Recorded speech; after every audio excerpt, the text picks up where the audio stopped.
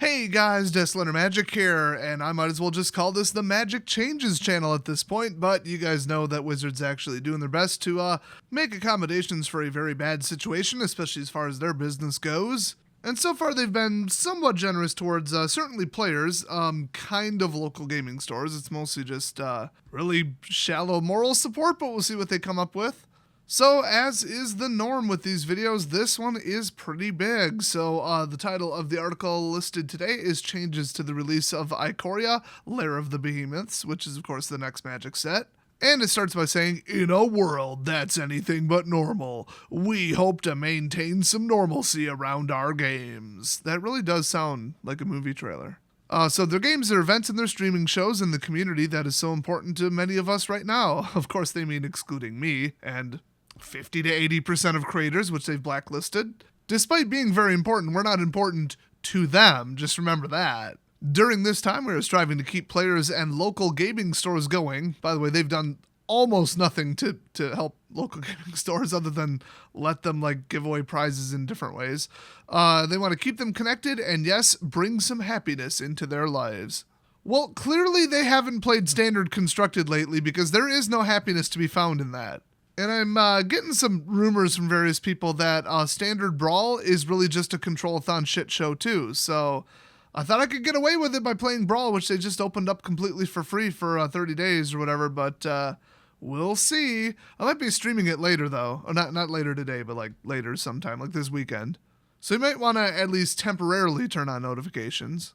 So with that in mind, we're discussing 2 items today with the caveat that this is an evolving situation and some details may not be ready yet, and we will share those as soon as possible. So 1, changes to the release schedule for Ikoria, and 2, relief initiatives for local gaming stores. It'll be interesting to see what they came up with for this one, other than changing how products are allocated and, stuff that does help them out, but it's almost to be expected stuff. I want to see something that actually helps them out. So as parts of the world recover from COVID-19, okay, literally nowhere is recovering. I think maybe South Korea, China's just lying about their numbers. It's getting worse everywhere, so I'm not sure what planet they're talking about. And no offense, but I kind of care about my area and my country more, and now we're being hit the hardest, so I could have sworn Wizards was from my country as well. Anyway, while the world is pretending to recover from COVID-19, even though the Apex will be in May, they're still dealing with rising numbers of cases. Yeah, we've come to accept that we cannot celebrate the release of a set in a uniform way to which we've become accustomed. Oh, this is, I looked at this ahead of time and I thought maybe I misread this, but no, now that they said that, wow, this is really irresponsible and dangerous. Okay, so for the safety of those working in our distribution and shipping centers, as well as in acknowledgement that some places simply cannot open their doors, we will be rolling out the release of Ikoria as such. April 2nd, the Ikoria debut, the trailer launch, and the start of previews. Now that didn't change, that always was there. Then April 10th, so 8 days later, last day of previews. So we're going to have 8 full days of previews. Don't forget to hit subscribe if you want to see my awesome coverage of them. And April 16th, Ikoria released on Magic the Gathering Arena and Magic Online. Okay, I think that's around the normal time. And then April 17th, we're going to have the pre-releases in Japan, Korea, China, Taiwan, and Hong Kong. Okay. That is not a good idea. I'm not going to just sit here for 5 minutes to break down statistics and graphs and, accuracy of reporting and meta-accuracy analysis and all this. Let's just say that that's not a good idea in almost any of those places, especially China, which is absolutely, completely, utterly lying. Speaking of that, they're now saying, believe it or not, that it was most likely an American or other foreigner traveling to China who started this. Yes, a foreigner traveling to their country where they eat wild forest animals because they think they're magic and just mix them all together, use the same unsanitary blade to cut the heads off of all of them together and let the blood flow together into the street. Oh, and before they eat dogs, which yes, that's not a myth, they do that, they torture them because they think it imbues them with magic and makes them taste better. The world would be better without China. It is one of the worst countries on the planet. Their government is just a bunch of rich, money hoarding liars. All their whole legal system is corrupt. They're a giant pathogen outbreak waiting to happen. They're responsible for the extinction of anything in the area. And all their citizens are brainwashed to believe that all foreigners are evil and they're the best. And then they just sit there and pollute and kill, I don't know what, 100,000 to 250,000 of their citizens with air pollution every year. The numbers I'm seeing say that with nobody driving around and everybody staying home, they actually saved about 75,000 lives from pollution, and less people than that died from the virus. I think that if they ever open another wet market, because they said they're outlawing it permanently, which we all know whenever they say something, they never actually do it, and they never actually crack down on it long term, that Trump should just drop hellfire missiles on them and just be like, sorry, you're endangering the entire world again, you dumbasses. Take your traditional Chinese medicine and shove it up your ass, which is probably part of it. So anyway, yeah, they're holding the pre-release in China. That's a great idea, because they're believing their numbers when one of the heads of the WHO is a Chinese Communist Party member. High level, high ranking. Great idea. While they're spreading lies about the virus and telling them that they eradicated and beat it because China's so strong and blah, blah, blah, blah. I would have excluded China. In fact, I would just stop printing anything in their language and just suspend selling anything there. Hong Kong, that's just not a good idea. Korea, I heard they turned it around, but it's not gone. So telling people, okay, April 17th is safe to go all breathe in each other's faces and touch each other's cards again. No, it really isn't. In Japan, I heard they're getting hit really hard right now. So I don't know. I don't think that's a good idea. I think that's a little early. What is that, like 3 weeks from now? That is incredibly stupid. That is a terrible idea. Now wait till you hear the dates for the rest of the world. May freaking 15th is the pre-release/release in North America, Europe, Latin America, Australia, and New Zealand. Most calculations I've seen say that sometime in May will be the apex for the most amount of people getting infected and dying in pretty much every location they just named there. So great date to pick. I certainly won't be going to it. This will be the first pre-release I haven't attended in 5-6 years. I have come home sick from so many damn pre-releases because of irresponsible, selfish idiots who go there knowingly sick, try to hide it, and then get everybody in the room sick. It's a confined area. It's a ton of people. It's stupid. It's unnecessary. Honestly, I'll tell you right now, just don't go to it. Just don't, no matter if it's in April or May, don't go to it, no matter where you live. This is so unnecessary, so early. They're just trying not to crash into the next set and wallet fatigue people too much. Money is at the basis for this, obviously. It's just cancel the next core set with Teferi in it. How about that? Just cancel the whole thing and replace Ikoria in its place and just don't do anything for 3 months. How about that? Nobody was going to buy the core set 2021 anyway. And I don't know about you guys, but I could wait a little bit longer to have Teferi come back and ruin the game. By the way, it's Teferi themed in case you didn't catch that. I'm pretty sure the storyline will be Teferi and Oko come back and team up to bankrupt Wizards of the Coast. Anyway, they go on to try to validate this nonsense. For this release, we'll be combining our pre-release and release weekends, which is, by the way, draft event. Stores can sell any products on those dates and can still let players play pre-release at home. So you can pretty much just, it's a free-for-all. Do whatever, sell whatever, hold whatever, draft, pre-release, sealed, pseudo-sealed, whatever you want to do. For areas outside of Asia, it's apparent that many, if not most, places will not be open for business, and our ability to ship to those locations is equally affected. So really, this wasn't their choice. They were forced to do it because distribution is shut down. So that's another reason that this isn't like EA Wizards. So while we're doing everything we can to minimize the disruptions and make it possible to enjoy Magic, all I'm hearing from this is money is what they mean. They don't give a shit about safety. So we're putting the next sentence is, we're putting the safety of everyone who works to get Magic from Wizards and into your hands first, including distributors, retailers, and more. No, the distributors called them and said, we're closed, deal with it. We can't ship out your stuff, FYI. Oh, we're putting their safety first. No, they're closed. They're home. They're not working.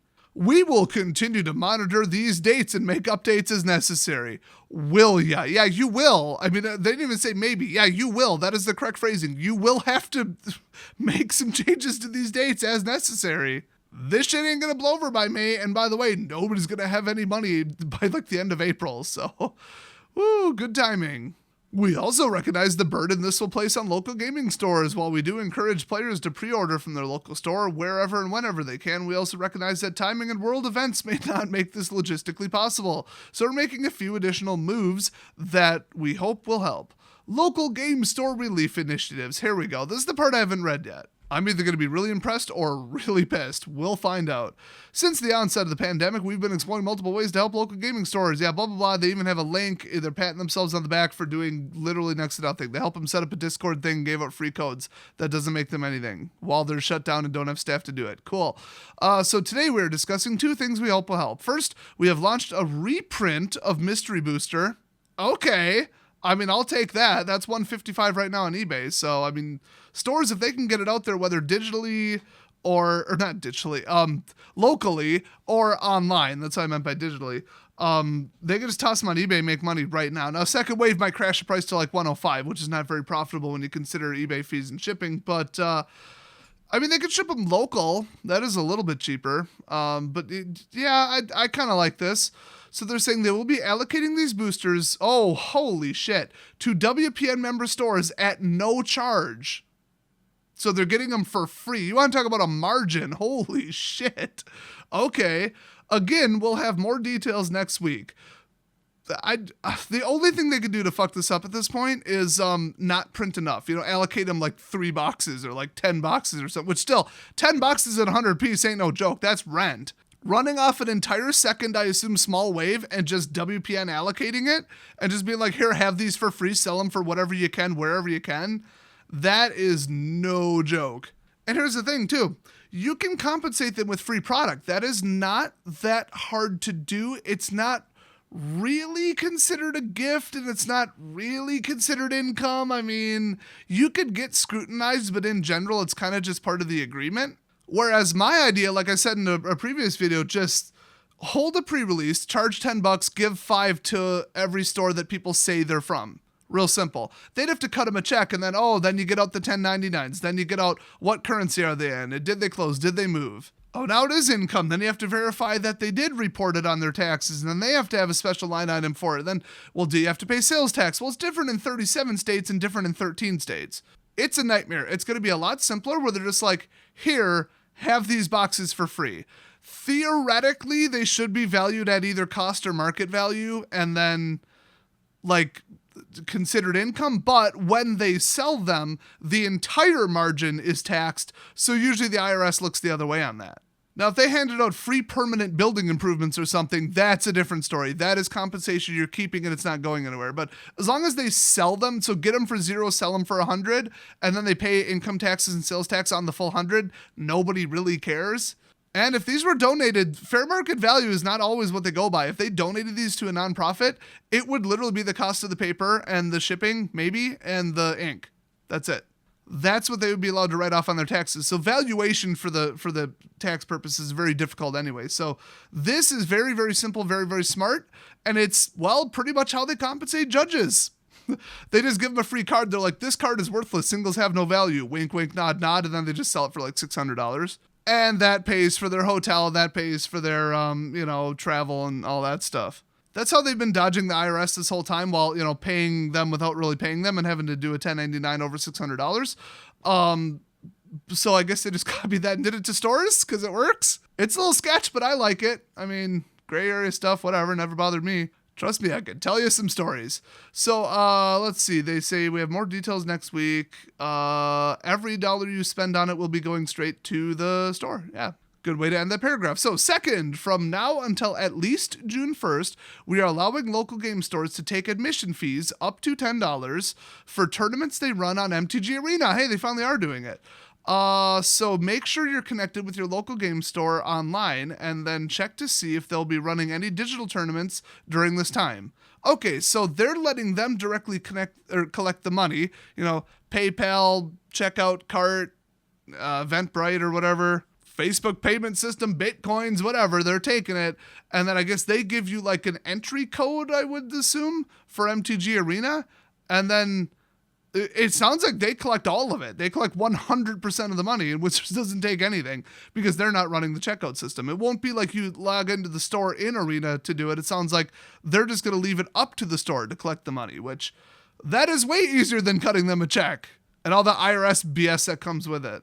So they're allowing the gaming store to let people play on Arena instead and then collect money for doing next to nothing. That actually is drastic enough. It sounds bad and unfair, but like Wizards doesn't care. They make enough damn money.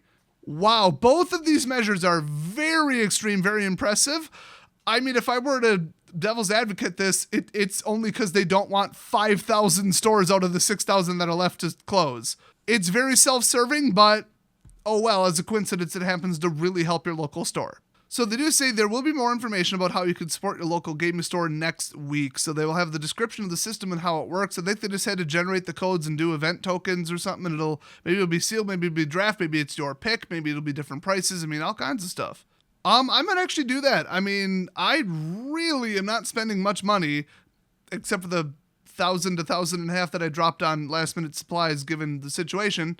I mean, most were firearms and ammo. I'm not crazy. I ain't sitting on a throne of toilet paper. I got like 40 rolls. But let's just say I would literally rather be dead than try to go an allergy season without Zyrtec. So I might have bought a year worth of that. But anyway, yeah, even when money's tight, I think, I'm going to throw, 5, 10, I guess not 20 because they said up to $10 dollars at my local store just to keep them running, I think this is absolutely wonderful. It's pretty much the best thing they could have done, and they're doing it in the most clever, accounting-friendly, tax-friendly way. It will be interesting to see if it's worldwide or U.S. only, but considering it's just, hey, you collect all the money, we'll just give you a code. The code's worthless. Local taxes, currency, you do your own thing. It's all on you like it is normally. They probably could open this up worldwide. Can't imagine why they wouldn't. I mean, or at least in areas that are allowed to play Arena. So yeah, everybody please do this. Definitely do this. Get in contact with your store as soon as you know how it's going down, and they could run this whole shebang from their house. Legit. Don't even have to open their doors, and they could make a pile of money. So I will definitely be covering the details on this. I can't wait. Next week, they're saying. So finally, they say, one community. We will continue to share our plans with you, even when we cannot share all the details. Yeah, this actually is a bit of an early look. They usually wait till they have all the details. The situation continues to evolve, and we appreciate you bearing with us. We will make it through this the same way the Magic community has tackled so many other things. Together. Really, literally everything else bad that happened in the Magic community was like super polarized, and it was like SJW lunatics versus the other 99% of sane people. So I don't know what they're referring to, but sure, it sounds nice. In the meantime, stay safe, stay connected, and stay tuned to the Desolator Magic channel. They actually put that at the end of the article. Subscribe to Des. He is el numero uno Latino YouTuber in the Magic world. I am German, Irish, and Dutch. It's a running gag on the channel. Porque hablo un poco español, and I'm actually pissed that I'm not in Cuba right now, because that's where I was supposed to be right now, but I got canceled. So, great. Literally, we were going down there to do like volunteer and aid work and just drop off mountains of stuff that you just simply cannot get in Cuba. And right now, it's sitting behind me instead of on a plane, and that pisses me off. Whatever, I'll get back there in 2021 probably. So, thanks to all y'all watching my channel last year that gave me just enough money to make that trip possible. Almost, and in the future. Whatever we eventually get there. And thanks for watching this. Make sure you check out my other video that may not have been recommended to you because it was so off topic about how to not be affected as much by cabin fever from being stuck in your house. And it is real actual like psychologically based true tips that you would not expect. It's not some stupid BuzzFeed article where it's like, do this, do that, whatever. Here's some obvious dumb stuff that kind of works for 5 minutes. No, this is like real shit. So definitely check that out, and if you want to brighten up your day at the maximum velocity possible, my meme remix playlist, oh my gosh. I showed it to my parents today, and they even thought it was funny. And my parents don't think anything is funny. I went full-blown YouTube 2007 style on some of them, and they are absolutely hilarious. In fact, my 5-year-old niece absolutely loves the videos. So check out the Dank Meme playlist on my channel. Just click on my channel name and go to playlists, and I will see you guys next video. But seriously, if you have COVID-19, do not watch that playlist. You will literally die.